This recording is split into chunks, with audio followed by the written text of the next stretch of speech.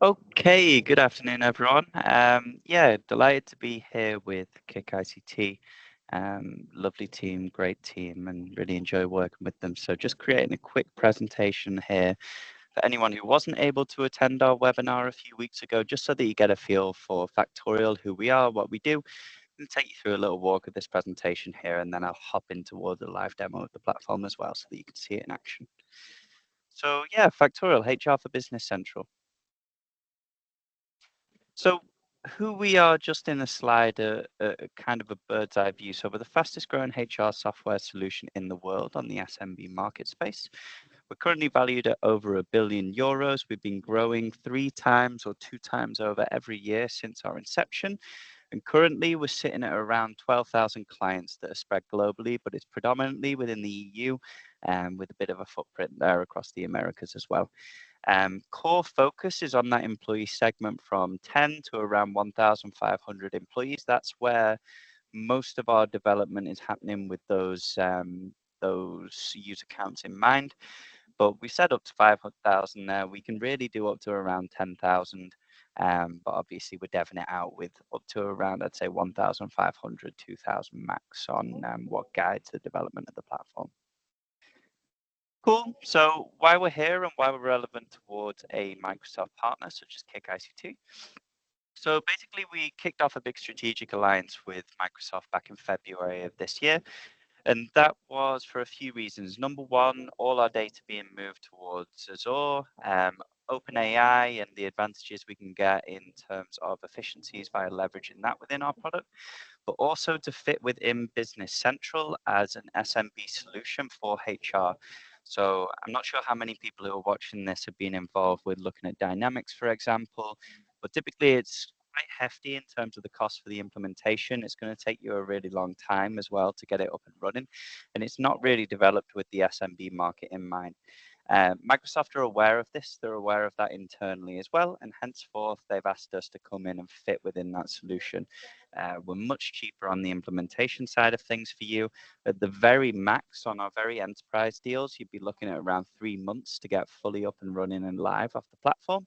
And we're also devved, of course, with that SMB space in mind, keeping in mind from that last side, around 10 to 1,500 users really is the core market that we're developing for. Great. So how we fit in towards your Business Central ERP.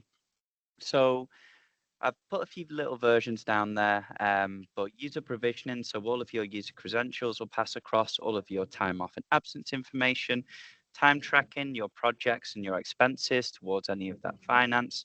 And then finance, that's going to be the payroll. That one's the one that's not yet launched, basically passing across all your payroll data through towards the general ledger.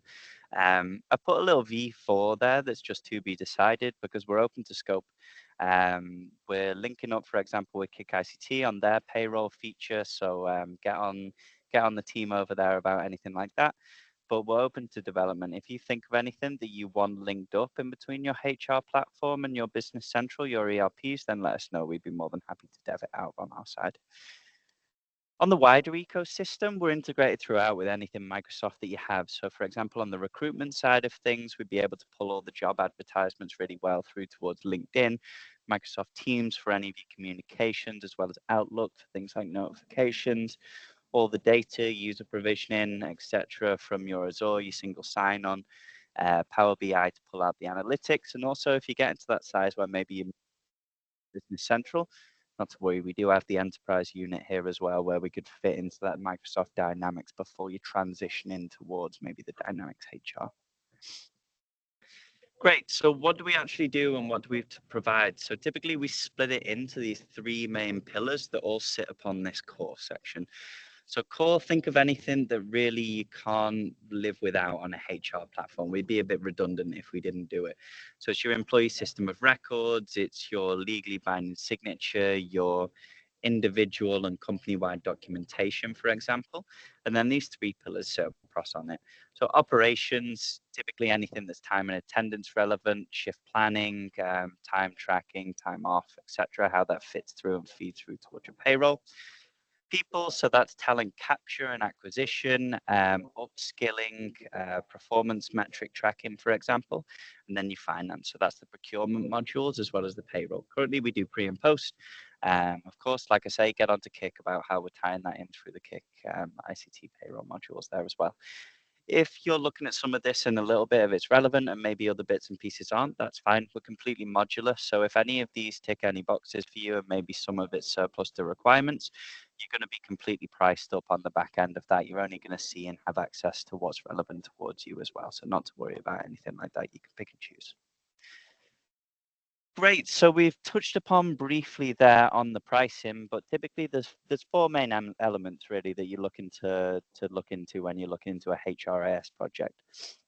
Number one's the costing. So like we say there, we've got the price, we're completely modular in the build out. Typically the range would be from around £4 per user per month up until on that higher end of features that you have access to around £12 per user per month. The other elements, the very first one there's probably going to be your productivity, your efficiency. So this is just a case study that we did with an external consultancy, and they found that if you're moving from a manual process, for example, on towards Factorial, you're actually reinvesting and able to save 78.9% of your time from administrative tasks by getting it in place. So quite a high saving there. I think if we're getting anywhere near that with your companies, if you're coming from another HR platform, then we're doing very well indeed.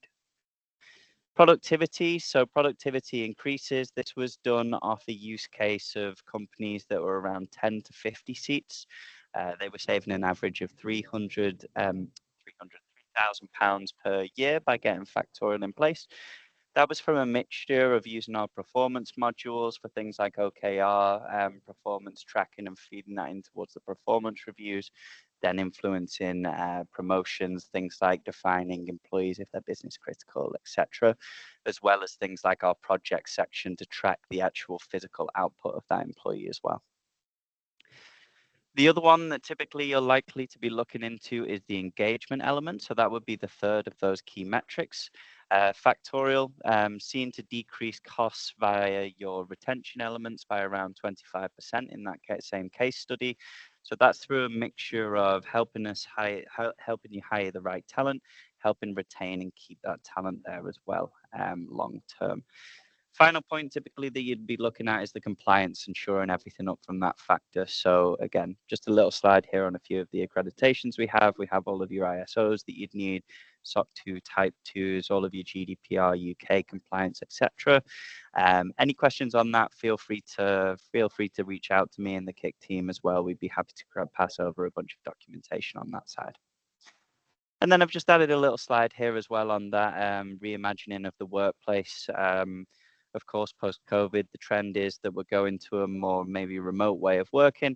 Factorial is going to provide you that underpinning of that hybrid workforce, that self-service and the accessibility from anywhere at any time, but also give you that centralized single source of truth, that ability to access your data from anywhere and keep everything a lot more structured on your side. I'm going to skip the slide on IE and I'm just going to AI, sorry, and I'm just going to hop into a demo. I think that's best use of time. Cool. So yeah, welcome to Factorial. This is the first view of what you're going to see when you enter the desktop version of the platform.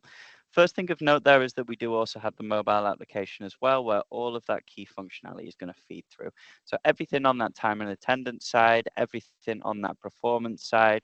The last thing that we're just starting to introduce through towards it is the ATS, so the recruitment side of things, but that's going to be up and running on it very shortly. We've already started migrating it across. So down the side here, first thing you're going to see is your use section. So that's everything that's relevant to the user who's logged into the platform. That's all going to collate here. Basic premise is that we give them full self-service and visibility on this, but of course we can put a bunch of caveats on it.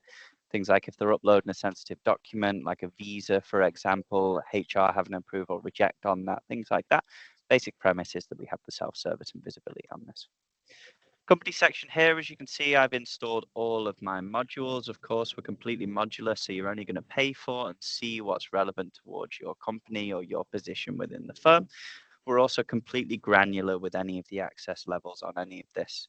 So if I take my performance, for example, maybe I'm the head of sales, I'm only going to see my sales team here. Maybe I'm the financial director, for example, and I'm the only person who has access to a certain clause in a contract. I can be the only person who has access to that. We can get down to that level of nitty-gritty in any of these. Cool. So a little walkthrough of that first screen. The thing you're going to see is clock in and clock out. Click to clock in, click to clock out. I've just added a little thing as well for a little location tracker for things like fire hazards, health and safety, that sort of thing. There's a bunch of different methods we can do on this. We can have like a mobile application, which is geofencing it to a radius around your offices or locations. We can have a facial recognition scanner, for example, where you set up a tablet and it's going to recognize the face against the picture on the platform. Or if there's an enhanced security requirement that you have, we can have it where it's a card access or biometrics that we carry out for you as well. We just come and install the devices, link it up through to Factorial, the platform. But we can hop into that in a bit more detail in a bit. Cool. Next thing you're going to see is absences in your team. It's going to give you a breakdown of who's off today as well as who's off over the next 7 days. I just click through on here. First thing that usually takes me to is this calendar view here. This is going to have things like trainings with an individual or a team, birthdays, work anniversaries, that kind of thing feeding through if we've given permission for it as well. A lot of my clients prefer this team view. Just a bit more of a visually pleasing guide of any of those clashes, color coded towards the type of absence. I can hop in, make any of those changes off the cuff directly through here as well. Again, like I say, we're integrated throughout all of that Microsoft tech stack, so we can link this up through towards your Outlook calendar. And dependent on the size of firm that you are, we're fully filterable, and we can double up those filters as well via and/or clauses here as well to get really specific. Right. So holidays, I've just imported the ones that are England specific here. If, for example, you're a manufacturing plant and you've got a company-wide shutdown in the summer for a week, we can program in anything like that really easily. But also we're active in over 62 countries across the globe. We've got over 30 languages currently within our employee base. So if you've got any of those international operations, we'd be more than capable of supporting you via Factorial as well, with things like setting it up towards different localizations, individual requirements per country, but also maybe if the individual worker wants to see it in their language, they can toggle any of that in their My Preferences here, and it's going to change in towards German, Dutch, Spanish, etc. automatically for them and still collate back in that English language for yourselves on your end. Great. Final thing that would be kind of built in as standard is the intranet here. So the benefit of that's twofold. Number one, we've got the events section. Typically, my clients will leverage this for something like a training with an individual or a team. Transpose also on the calendar, and it can send those periodic reminders out towards them. Also, you can do it for anything like maybe there's an upcoming ops site. That's what we use it for internally a lot. And things like, I don't know, if there's a big event in a restaurant, for example. Other side of that is going to be the actual internal comms network or intranet network. So typically what my clients do is they have one for anything company-wide, and they'll sub-segregate it by those different locations, departments, etc. within them. I've just got mine as a top-down notifications page, so I can see who's viewed the posts, and I've limited the ability to comment and react towards those posts. But it just depends on your use case really and what you want to do with it. So I mean, in Factorial internally, we've got one of these for dog lovers where people are posting pictures of the dogs and they can engage with it. It's really good for that employee retention, engagement, almost work social media element. I have some clients that set up project teams here. The communication feeds through towards the mobile app, and it's that fully audit log project communication that you have visibility on. And remember as well, all of this will link up through towards your Outlook, things like your Teams as well. Great. I've also added a few other little bits and pieces on this first page, like my teams, my who's in to see who's missed the clock in for the shift, for example, open positions for referral schemes and links to other websites, for example, or platforms that I don't want to build an API for, but I just want an easy access. This is completely customizable. So really typical use case is maybe someone on the ground level employee. You only want them to see this inbox and then maybe a clock in or a communications tab. We can have it so that they're limited towards that, but maybe yourself as the head of IT or head of HR or whatever, you can have access towards all of these widgets or pick and choose which ones of these are relevant towards yourself as well. So last but not least, but the inbox here. So the key directive internally in Factorial's development teams is to keep any outcome for the end user down to 2 clicks maximum. So, for example, if I'm doing a legally binding signature on something like a contract, one click takes me through towards a secure space, add the squiggle, one click submits directly through to my documents, notifies the relevant parties of that. If it's my onboarding tasks or any of the tasks associated with my projects, one click through, ticking them off like a checklist with any of those due dates associated. But we try and keep this relevant as well for any managerial tasks, anything like maybe an overtime request, a job requisition through the recruitment, expense request, time off request, etc. Everything works off that 2-click. Just to give you an idea, let's say I'm doing a performance review as an end user. So it's that one click, add all of my answers, one click to submit. But on the back end, from a very minimal effort input on the user, you're getting a lot of data out of that. So I'll hop through towards my OKR review. It's going to pull into things like answer grids, your heat maps, your bell curve comparisons where we can do calibrations, but also due to the partnership with Microsoft, we're market leaders in AI as well in the SMB HRIS space. So it's going to pull in things like alignments, performance, suggested action plans that we can then automate through the platform as well. So from a very simple engagement on the employee end, we're getting a lot of data for you to play around with on the back end. Cool. So let's follow the life cycle of an employee, and I'll take you through the recruitment side of things first. So first step for that is going to be your requisition flow. So let's say I'm a manager hopping in a request for a new job opening, title, workplaces, if it's a new position or if it's a backfill position, and it shoots off for the request. As a manager, it's going to follow that same 2-click approval, 2-click process, sorry, for the end user to engage. And then it's going to show you this approval system here. So as with anything that goes through any approval in Factorial, we can put that multi-step approval process on it. So maybe I've got a certain job and I'm wanting it to first get approved by the line manager, then maybe the finance team. Then if it's a business critical position, maybe a member of the board or C-suite having the final approval. We can customize in all those approval chains for anything in the platform and also give you full visibility on who's approved what in each stream. So approve or reject. If I reject, I can send a message as to why. If I approve, then it's going to appear within this job openings here. If you don't have that process, don't worry. Again, we can customize all the platform to fit around your individual requirements. So let's say I'm starting to build out that job advertisement. What do I do? First things first is I've got my job details. So position, which team it falls under, if it's on site or maybe if it's hybrid and remote. Type of contract and any of those salary details. Again, we can hide certain bits and pieces of this if it's going to cause a bit of a ruckus. Maybe if your junior recruiter or line manager sees the salary details, we can have those different tiered accesses towards any of this. And then the description. So again, we've got the AI where we can generate any of these job descriptions, and then we can hop in and edit. There's a little bit of machine learning there via a thumbs up or a thumbs down of any of those suggestions too, and it's going to take the data from your other openings to wipe that across to here. All of the AI, if you've got a certain policy internally and you're wanting to maybe limit the use of that, we can turn it off and turn it on at will. Second thing there is going to be the application form. So things like your mandatory or optional CV collection, your cover letters, but also the questions that they're having to fill out. So multiple different field types just to keep it engaging, things like single choice, text, file uploads. And we can also have those killer questions. So like, do you have a right to work in X, Y, and Z country? Do you have this qualification? If it's a no, then automatically filtering them out on the basis of that answer. And then finally, we're setting up the hiring process. So this is the different steps that someone has to go to before they're a fully fledged employee at X, Y, and Z company, in this case, Pixar.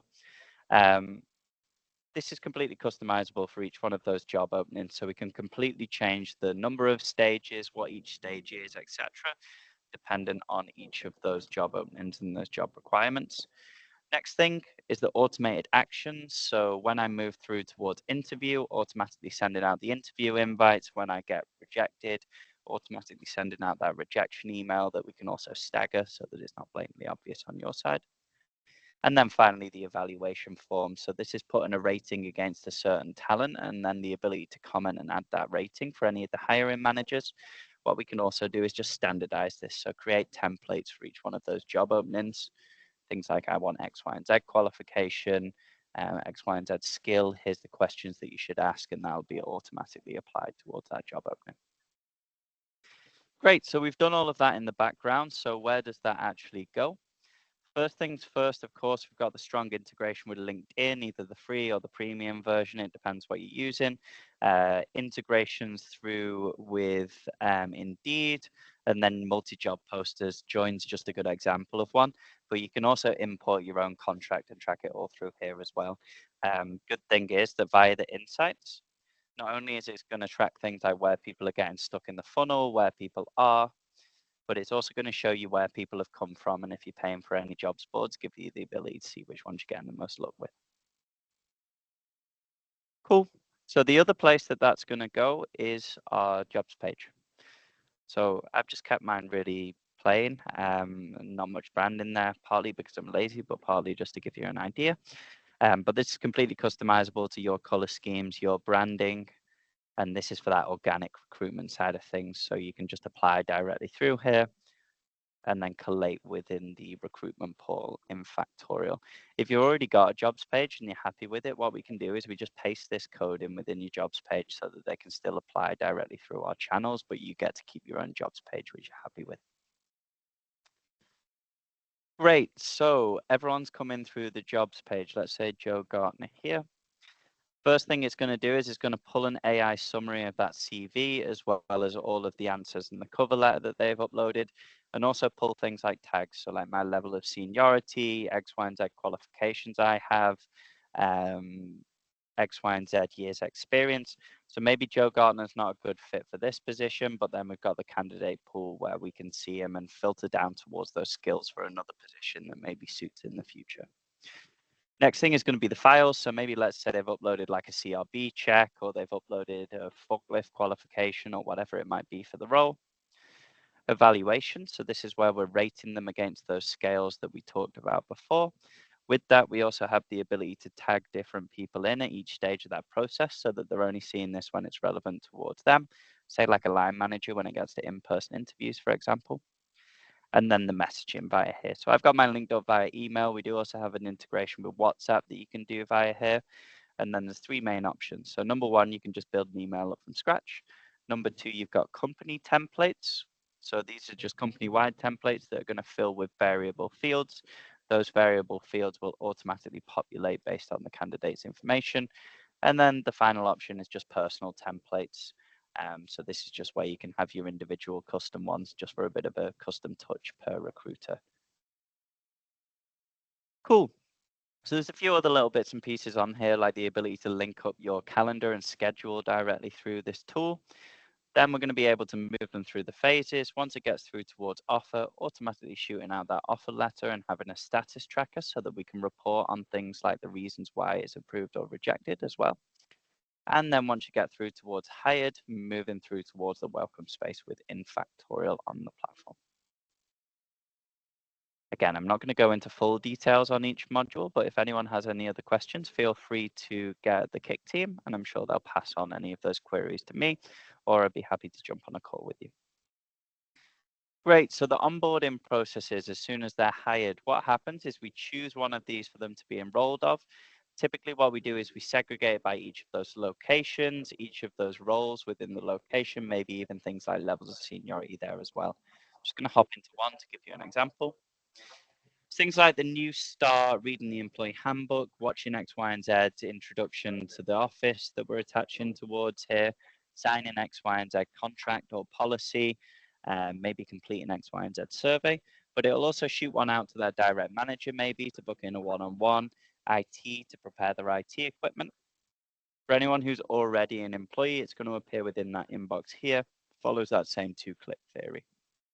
One click through, ticking it off as we go along. Anyone who is a new start, just to keep it really simple for them to be able to engage with this and get all of that information before they've began with you. I'm just going to get a video example up of our welcome space. Here we go. So this one that I just built out with Bimbri Lolo, one of our larger clients here. So starting the onboarding, first thing it asks you to do is add the contract information they've not already got. As soon as that's done, it's triggering another task, which is going to be to sign the contract. As soon as you've added the squiggle via the mobile app, it's going to be complete, access towards the full Factorial platform. Really good thing about this part of the system is that we can trigger all of this off different timestamps. So maybe there's certain things I want them to do before they start the company, certain things maybe like a survey after the first week on how the onboarding went. Maybe there's a probationary period review that we want to trigger 3 months after the contract start date, for example. So we've already automated that whole first part of the employee's life cycle with you from that very first touch point. Right. Lovely. So where does the information actually go once that's done? So all of your employees are going to appear within this employee directory here. To get on board with us initially, if you're moving from a manual way of doing things or if it's from another platform, it's really straightforward. We just give you a bunch of Excel files that you can use to mass import all the employees and the data. That's already going to create the skeleton on the platform. The rest of that implementation is just going to be adding flesh to the bone, figuring out your policies and setting that all up in the platform. So if I pick on Buzz here, I hop into his profile. First things first, we have the personal section. So this is anything like maybe legal requirements, like your emergency contacts, maybe things that are ready for your payroll, such as your bank accounts, your addresses, etc., etc. Second side of it is going to be that custom information capture that's relevant to each one of your locations, relevant to your industry, relevant to your department. It's things like uniform or PPE sizing so that we can then do the purchasing of that via the analytics and the expenses section on the platform. It's things like languages, for example, so that we can do project allocation on the platform on the back end of that, as well as buddy schemes, for example, during the onboarding. And then things like maybe you've got a key document expiry date and you want to trigger those reminders 3 months before renewal, 1 month before renewal, etc. All of that being stored here and shooting off those reminders to the individual. Again, we're fully integrated with Business Central, so all of this information is going to feed back into that platform for you as well. Great. Anything that needs a bit more information than a single field, a good example is something like an asset log that your IT department are going on and associating towards the employee, for example. Individual development plans, another really common one that I'm doing with clients. All of that can be stored by these tables as well. In terms of documentation, so these folders, they're completely customizable in terms of titles, in terms of layout. Again, we can limit and change visibility based on where people are dependent within the firm. Also, if you wanted to subsegregate, good examples like a movement between locations, we can do that within the folders. And if there's anything like I use the example of a training certificate, but if there's something where there's a bit more information capture that you want on it, then we can also set these certain custom fields of data that needs to be collected on the upload so that we can then report on that through the analytics section and pull all of the data through the Power BI as well on the output. So that's on an individual level. On a company level, you're going to have all of your company-wide policies, your employee handbooks, your health and safety procedures.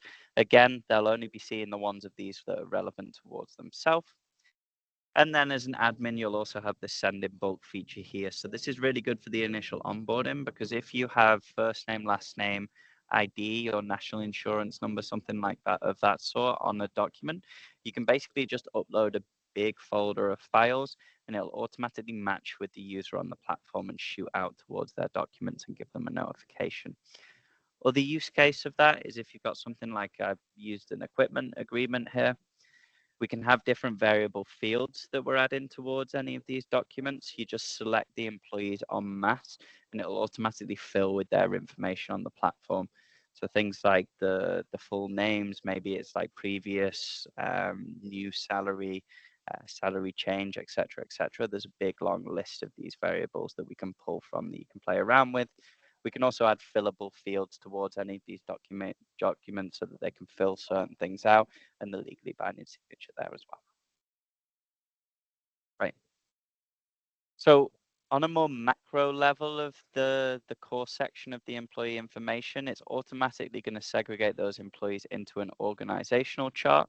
If I hop into someone here like Buzz, dependent on my permissions in the platform, I'm going to get some key reportings on things like his financials and the ability to hop into his platform and see everything through there. But also this is going to integrate through with your recruitment and show any of those vacant positions within the org chart and attach those job postings here too for if you're doing any internal recruitment We can also do things like staggering the job advertisement. So maybe it's put out internally for the first 2 weeks, then it goes external, etc. If you're following a bit of a matrix or a dotted line structure for those reporting lines, that's fine. We can also custom out that org chart. I've just got mine here relevant towards the different departments, but we can do this on individuals. And we can have that matrix structure throughout all of the platforms as well. So people are reporting across numerous teams, numerous team leads, different approval flows for everything on the platform that doesn't just follow automatic reporting lines. We're more than capable of absorbing all of that. And then the final thing there would be the jobs section. So this is where we store all those individual roles. We define what it is, each level of seniority within that, and how we get from one to the other. And then we can also salary band this as well, maybe against minimum wage movements, maybe against market rates or internal guidelines there as well. That's going to flag when people are outside. Great thing about Factorial is that everything's interlinked. So we've also got the competencies, the skills mapping, all of that performance section affecting any of these sections as well. So that if you're doing something like a salary review, if you're needing to define your employees as business critical or something, if maybe you're going through a PIP process, you've got all of that back in here intrinsically linked through towards this section as well. So I'm going to use that as a bit of a segue just to go through the competencies and the performance section. Great. So first thing we do with any of the competencies or the talent mapping is we help you create this bank here. This is where we're defining the name of the competency, a descriptor of what it is, a range that we're rating against, and then a descriptor of each value of that range. So we've got that validity, that repeatability whenever we're delegating any of this for management. Again, they follow the same two-click theory to access any of this. It's just going to take them through directly to the competencies page. They either have them automatically associated based off the job roles that you've defined within that section I was at previously, or you can also cross-add from the competencies bank if you want to give them permission to do that. There's two schools of thought. You can either have a single standing competency, or you can have an overarching competency where there's sub-competencies underneath. I've just put mine on as sales here. But good examples is if you have company values that you have sub-competencies underneath, a certain technical skill, maybe hard and soft skill segregation, that kind of thing here as well.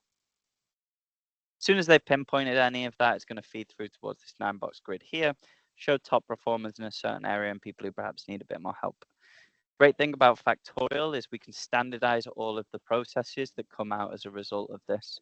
So I can build up through that workflow section like an action plan for if someone's got a low score on a certain competency. Going to ask you to trigger them on the training that's associated with it on the platform. It's going to ask you to have a one-on-one with the employee a week after, maybe a bell curve comparison through the analytics on the platform, and then a revisit in maybe in 2 months' time, for example. It's all going to be automated off the back of that process.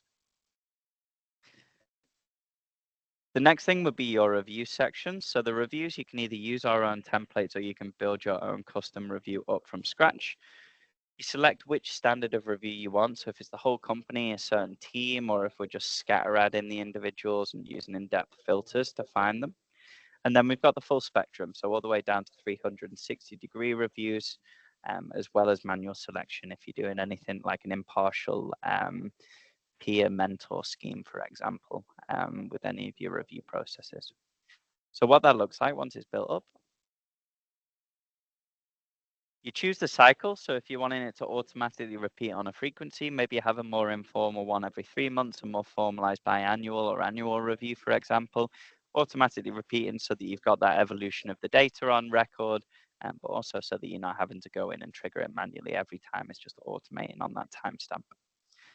Next is going to be the question. So again, we can link this with the rest of the performance, the competency assessments, and also pull OKRs and goals as an outcome from the review. I'm going to show you that in a bit. And then the questions. So segregating it by the different topics and sections, and then the different questions that follow those multiple different field choices just to keep it a bit more engaging. Participants going to prorata in any new starts and then reviews, saved here as well as against the individual, and I can hop in and see a comparison view as well to spot any misalignments, maybe between the individual and the manager there, for example. Final thing is going to be the analytics and reportings that you get on the back end of that. It used to be that it was just this heat maps, but then we've migrated it to that Performance 2.0 that I gave you a quick glimpse of before. That's going to pin it out on things like your heat maps, your bell curves, your AI insights as a result on this, and suggested action plans, etc. And then off the back of this, we can create agreements. So we can add comments in retrospect to any of those reviews. We can sign it off so that we've got legal backing for PIP processes or any terminations that you're going through. And we can pull the OKRs and the goals as an outcome of any of those reviews to revise them as well. Goals is very simple. Just to walk you through that at a whistle-stop tour. They're either segregated by the people or the individual goals. If I just hop in on one, we add those different OKRs towards it. We can also weight these towards an overall goal for each one of those. And then you're going to have a little tracker of any of those evolutions, any of those updates, etc. through here as well. There's a few other little bits and pieces, like we've got a physical one-on-one tracker where we can bring in the talking points from the individual. We can create action plans from a result, and also things like our feedback coming out of it. So this is like in between performance cycles. If you want people to be able to give continuous feedback, they can request it and give it through here. And then we can also make it so that this gets shown in like a little right-hand window whenever the manager's doing the performance reviews, if you want them to anyway as well. Great, so I'll leave the performance there. Engagement follows a very similar strain of thought. You've got the surveys, that's things like your climate check surveys, your employee happiness and well-being, as well as the EMPS that follows the standardized format where it's just going to give you your detractors, passives, promoters, etc., and all the insights towards that anonymized. Again, anything throughout this platform, typically on the performance and the engagement, it can be anonymized as well. Lovely stuff. So after the performance, let's start on the time off and the absence management. So in this right-hand window here, you're going to see a color-coded type of absence that you've took across the calendar year. I took the Mickey a little bit on March here, but to be fair, I think I was on parental leave, so I'll give myself a break. On the bottom left-hand side, it's going to be the full audit log of any of those upcoming, rejected, past absences for your auditing purposes. And then the employee is going to see their actual allocation here. So I've got mine set in days. It can also be set in hours, and it can also pro rata off the amount of time that they've worked. If you've got any 0-hour contracts, for example, I've also added a little pool here for overtime. So time off in lieu compensation too. We're able to do anything like that through the platform as well. So it's going to show you the total amount for the cycle, amount you've already taken, amount you still have available. From the employee point of view, really easy to do. Select the type of absence from a completely customizable drop-down list. Add the different date ranges, and then they already see who it overlaps with in the company as a whole, or in the workplace if you're a larger company, and then how many overlaps there are in the team. We can't physically block it on the back end of that, but we can give you full visibility on both sides. What we can do is we can block it if you've got a really busy period over Christmas, for example, and you want to block everything from your accounting team. I'm sorry if anyone's on the accountancy team who's viewing this video, but anything like that, we can block that in the back end. So that would just follow that 2-click theory. X, Y, and Z's time off request is pending, approve or reject. As with any rejections, can send a reason as to why. If you approve, going to feed through towards the calendar as well as the payroll, taking into consideration the rules that you've set on things like if it's paid or unpaid, etc. So I'm not going to get too bogged down in the back end, but there's a bunch of things we can do here on if bank holidays count, changing which types of allowance, which types of absences people have access to, dependent on where they are in the company, the actual allowance that they have, when those days expire after the carryover. If maybe after 5 years they get an extra 2 days and we're wanting to automate all of that, that can all be done in the back end. So again, any questions on that, more than happy to take them as they come. Just get in touch with the Kick team. Again, that's all going to feed through towards your Business Central as well. Cool. So as soon as that's done, it's also going to feed through towards your shift settings. We can also do this just based off a work schedule. If you've got any other considerations there, like maybe you have a 9-day pattern over a few weeks, again, have a chat with me. We can build all that in through the platform, and we can just have people going off their contracted hours as well, if that's how you want to manage it. But just a quick overview of the shift scheduling. So we can either have save shifts or shifts from scratch that don't follow a typical pattern. But with this, we'll just color code them. apply them to the individuals, and then we can chop and change. We can copy them, we can swap them directly through here. Another way that we can do it is via the coverage. So this is if I know that I need to allocate 5 employees for the afternoon shift in X, Y, and Z department, for example, say the logistics department, that's automatically going to appear for that manager up here to be able to allocate directly via here. And you've got the full tracker on that.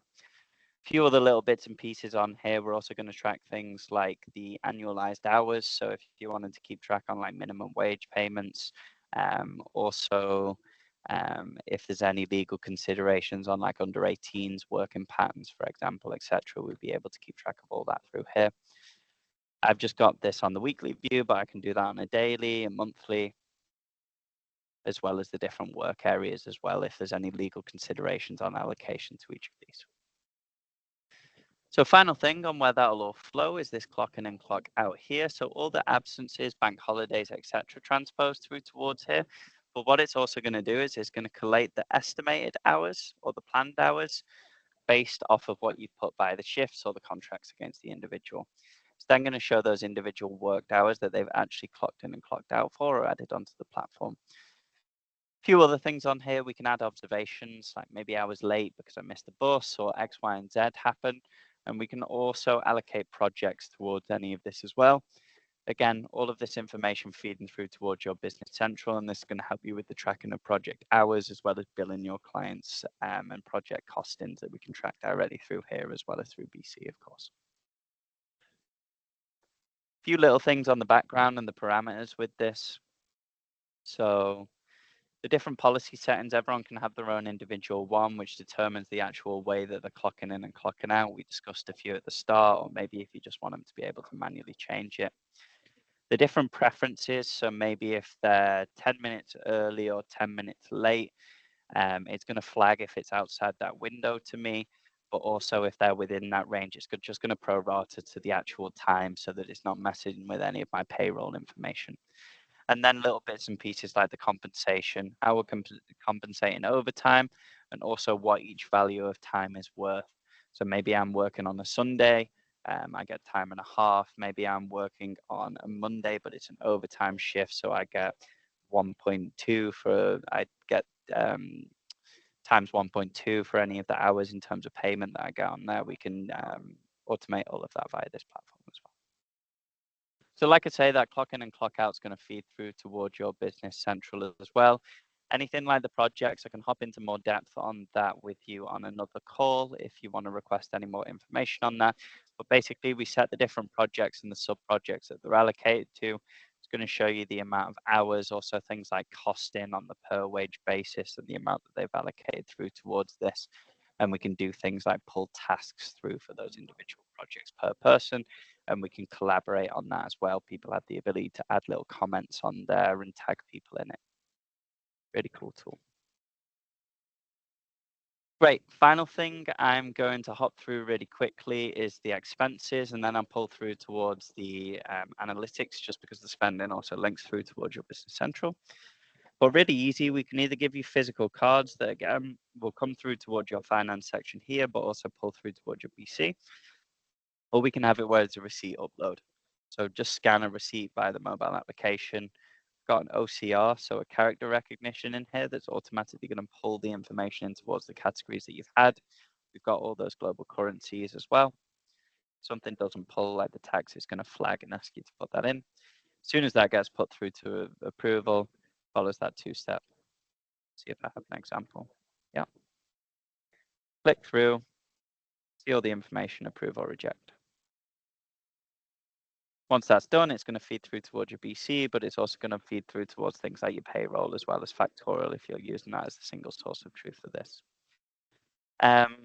Another area we can do with those expenses would be the spending requests. So this is the things like we talked about, purchasing of the uniforms based off the analytics we pulled on it. I can put my different spending requests through here for any bigger goods, and then I can deal with all of that request directly through this platform as well. So all of your spending requests pulling through here, you put it through the approval chain until it becomes a purchase order. As soon as that purchase order is sent out and ordered, the vendor will basically get an automatic email that they can send it to, and the invoice is going to automatically collate back into Factorial through this section. In terms of rules that sit behind the spending, basically what we do is we help you build out these different sections here. So the different approval chains, where it goes to in terms of your accountings, but also little bits and pieces on here called smart rules. Like if it's above X, Y, and Z amount, or if it's in this currency, if it's for this category of expense, it follows a different approval chain which deviates from the normal, for example, that can be built in. Right. Going to try and keep this as short as possible, so I'm just going to hop you through really quickly on the analytics and then we'll call it a day. I'll just use the example of time off. Great thing about Factorial is we can pull all of that data through this analytics and reporting section here. So I've done a few here, bar charts on amount of leave taken. I've done line graphs to spot patterns and if people are always off on like a Monday, for example. Full-time equivalents that I've pulled through the platform, things like Bradford factors that we can build up. Basically, there's three main schools of thought. So number one, you've got the report library. It's just around 100 that are going to self-fulfill based on the information that you have on the platform. The ones that we see are most typically used within our employee base. So things like gender pay gaps and splits, evolutions in head counts, employees by nationality, etc. Second school of thought is going to be your custom report builder. So this just has all the data points across the platform. You just choose the type of report that you're wanting to build, and then you just add the data from the list. So I'm going to choose a table format, full name, in my absence information, type of absence, duration, start, end. And it's going to instantaneously pull in that right-hand window for you. I can also filter that down really in depth. So if I use the example of like a start date of the absence, maybe, get really specific with any of those time periods, just as an example. As soon as you add any of that to your dashboard, we're always going to be able to export this in multiple formats, and we can have it where we're sharing it to different people within the organization through here as well. And it's automatically going to change towards their permissions. So let's say, I don't know, Buzz is the head of sales, so he's only going to see his sales team's information, even though this is a company-wide report, for example. Final school of thought is the SQL editor. So that's if you're doing anything a bit more complex with calculations or formulas, something of that sort. What we do just to make it really easy for management to be able to engage with this is we've got the Ask AI. So a really good example is like,